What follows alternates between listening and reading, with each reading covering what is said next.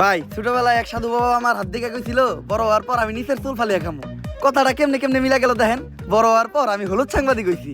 কিচ্ছু করার নাই, কপালে যদি চুল ফালানো লেখা থাকে তাহলে চুল ফালিয়ে খাইতে হইব। এখন প্রথমে যাবো কেক পট্টিতে, খুব ট্রেন্ডিং এ আছে, নিউজ বানাইলেই লাখ লাখ ভিউ। তারপর যাবো সিজান ভাইয়ের ভাতের হোটেলে, যাই উল্টা পাল্টা প্রশ্ন করবো, সিজান ভাই সেইটা যাইবো ভুলভাল উত্তর দিব, video ছাড়লেই viral.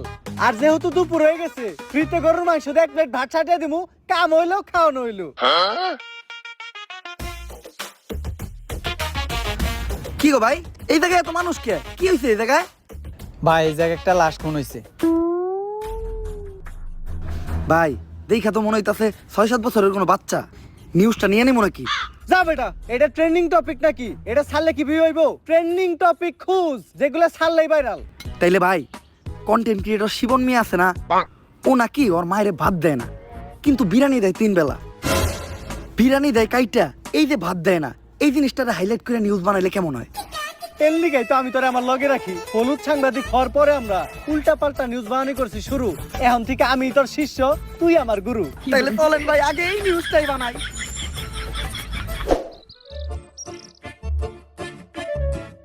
Sir sir sir দাঁড়ান, একটু দাঁড়ান। স্যার আপনি করে দেখে মনে হইতেছে আপনারা মিডিয়ার লোক। আমার ছোট্ট একটা বোন মাদ্রাসায় পড়ে, বয়স মাত্র 13। এক জানোয়ারের বাচ্চায় ওরে দর্শন করছে, কিন্তু কোনো বিচার পাইতাছি না। মিডিয়াই তো এই দেশের সব থেকে বড় শক্তি। স্যার আপনারা এই বিষয়টা নিয়ে একটা নিউজ করেন, যাতে আমি আর আমার বোন ন্যায্য বিচারটা পাই। আরে বেটা, এটা কি কোনো বিষয়? দর্শন তো এই দেশে প্রতিদিনই হয়, এটা নিয়ে নিউজ করার কি আছে?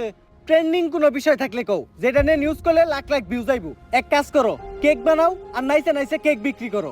এই নাও আমাকে কাট, যদি এটা আসলেই করো তাহলে যোগাযোগ করো, আইয়া নিয়ে ভিডিও বানাই দিয়ে যাবনি। আর এখন আমাকে সময় একটু কম, স্বপন মিয়ার পারিবারিক বিষয়ে আঙ্গুল দিতে হইব। জান ভাই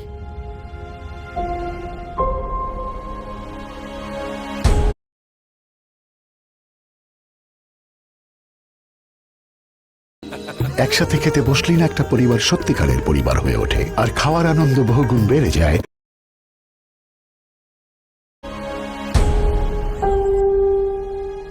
বইনে এক গ্লাস পানি লয় তো।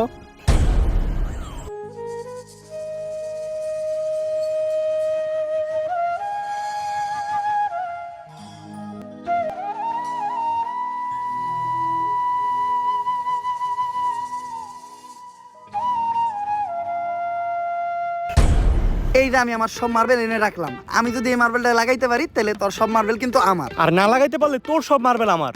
ঠিক আছে, তুই একটু হইরা বয়। কে?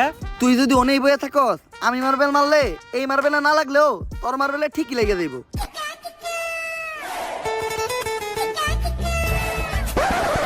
লাগে না, এই দে তোর সব গুড়ি দে। এনে এই কোটা কে? আমার কাছে তো এই কটা গুটি আছিল। তোরে বিশ্বাস করি না আমি, হাতুড়া তোর পকেট চেক করমু।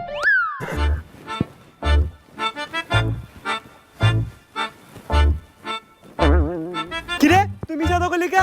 এই যে বড় বড় দুটো মার্বেল তুই তোর পকেটে লুকিয়ে রাখছস। ওই দুইটা স্যার আর ভাই কর, আমার পকেট ফুটা, তুই আমার পার্সোনাল মার্বেলে হাত দিছস। আরেকটা মার্বেল আছে যেটা দিয়ে আমি মারছি, ওইটার সামনে ওই করতে পড়ছে।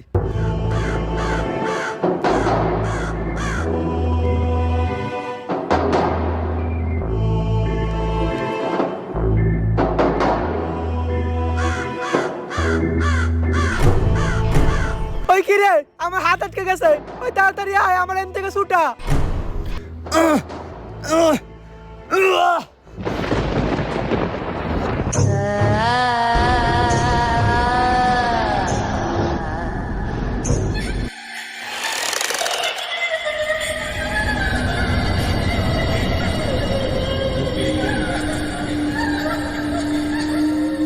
সন্ধানা মুক্ত হয়ে গেছে, কাউরে বাঁচতে দেবো না, সবাই মরবি, তুই মরবি, তুইও মরবি, তোর নানি মরবো, আমি মরবো, সন্ধানা কাউরে বাঁচতে দেবো না, সবাই মরবি, পালা, তাড়াতাড়ি পালা, তোরা সবাই পালা, মরবি।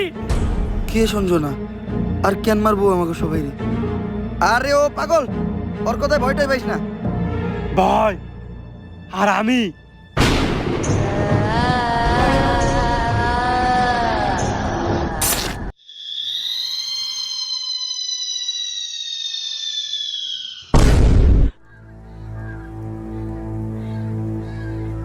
লাশ প্রতিদিনই একটা করে খুন হইতেছে। কোন দেশে সহবাস করি আমরা? এই দেশে আমাদের কোনো নিরাপত্তা নেই। পুলিশ কি করে? গত 1 মাসে 10টারও বেশি লাশ পাওয়া গেছে। সবগুলা লাশই সাংবাদিকের, আর লাশগুলা পাওয়া যাইতেছে অনেক অলৌকিকভাবে। আমি একটা রহস্যের গন্ধ পাইতাছি। স্যার এটা রহস্যের গন্ধ না, এটা আমার পাদের গন্ধ। সকালবেলা মোলাতে ভাত খাইছি। আর একটা উল্টাপাল্টা কথা কইলে খেতে ফেলে পিছন মেরে দিমু, পাবলিকের সামনে মুখ দেখাইতে পারবি না। লাশটা দেখে যা বুঝতে পারলাম, এইভাবে খুন করা কোনো মানুষের পক্ষে সম্ভব না। আর খালি সাংবাদিকের কেন খুন হইব? কানেকশন তো একটা আছে। এই কাজগুলো যে করতেছে ওরে পাইলে ঢুকাই দিয়ে ফুড়ে গেলাম। বস, দোকানের দায়িত্ব আমারে দিন, ফুটাইন আপনি। তোর কইছি না বেশি কথা না কইতে। তুই দেখ লাশের কাছে কোনো সূত্র পাস নাকি।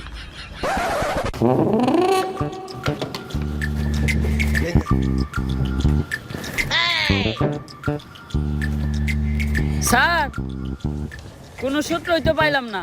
ভালোভাবে দেখছস তো? কোনো কিছুই পাস নাই? না স্যার, লাশের পকেটে 500 টাকার কোনো নোটই আসিল না। বাই কর 500 টাকা নোট বাই কর। বন্ডামি কর পাট পার খেতে ফেলায় পিছন মেরে দিমু, পাবলিকের সামনে মুখ দেখাইতে পারবি না। কি মাইরা দিতে চাইছিলি তুই? এটা জানোস এটা কেসের কত বড় কাজে লাগবো? স্যার, আমার ভুল হয়ে গেছে, আপনি আমার মাফ করে দেন। যা মাফ করলাম। আপাতত 2 প্যাকেট বিড়ি নিয়ে আয়। আপনি না কইলেন এটা কেসের কাছে লাগবো। এমনিতে আমার মাথা গরম, বিড়ি খেলে মাথা ঠান্ডা হইব। আর আমার মাথা ঠান্ডা থাকলে আমি কেসে মাথা খাটাইতে পারবো। এইভাবেই এটা কেসের কাজে লাগবো। স্যার, যা করলেন জীবনে, উপরে গেলে দিবনে। ঢুকায় দিয়ে ফুড়ে এলাম ওরে তোরে। কি দায়িত্ব পালন করো তোমরা?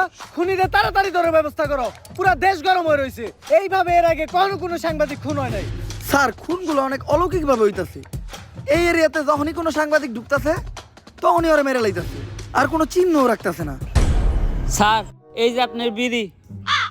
আর বাকি যেটি আবার চডি টেহা পাচ্ছে উল্টা, আরো আমার 80 টাকা ভরার লাগছে। আমার 80 টাকা দেন। এত টিয়া লাগলো কে? স্যার, বিড়ির দাম বাড়ছে। ল দোকানদারে যাই দিগামু। আরে স্যার, আমি তো মজা করছি। বিড়ি কিনছে 80 টাকা দেয়া, এই যে আপনার 420 টাকা বাড়ছে। বাট পার ঢুকায় দিয়ে ফুড়ে এলাম। আরে বেটা, ফাও পেচাল বাদ দিয়ে খুনিরে কেমনে ধরা যায় ওইটা চিন্তা কর। স্যার খুনিরে ধরার বুদ্ধি একটা আমার কাছে আছে।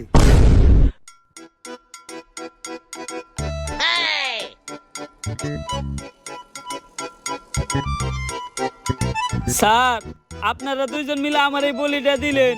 আরে তুই কোনো চিন্তা করিস না, আমি আর এসপি স্যার আছি। আমরা থাকতে তোর কিছু হইতে দিব না। আমরা আমাকে জীবন দিয়ে হইলেও তোরে বাঁচামু। এই তুই এনে থাক, আমার খুব মুতে ধরছে রে। স্যার মতে তো আমারও ধরছে। চলেন দুজন মিলে একলগে মুইতাহি। এই তুই এই জায়গার বিষয়টা দেখিস, আমরা একটু মুইতাহি। স্যার, আপনারা না কইলেন আপনারা আমার জান বাঁচানোর লিগে জীবন দিয়ে দিবেন? আরে বেটা জীবন দিব তো কইছি, মোতাটকা মতো কই নাই। থাক মুইতাহি।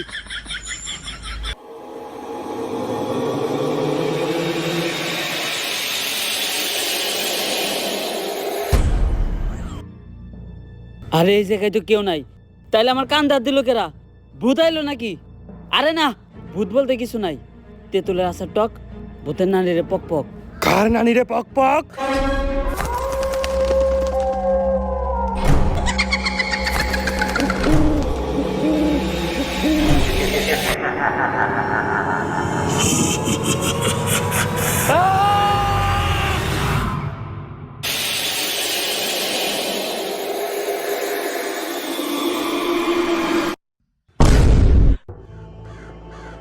ওকেরা আর আমাকে কনস্টেবল কই? নিয়ে গেছে, সঞ্জনারে নিয়ে গেছে।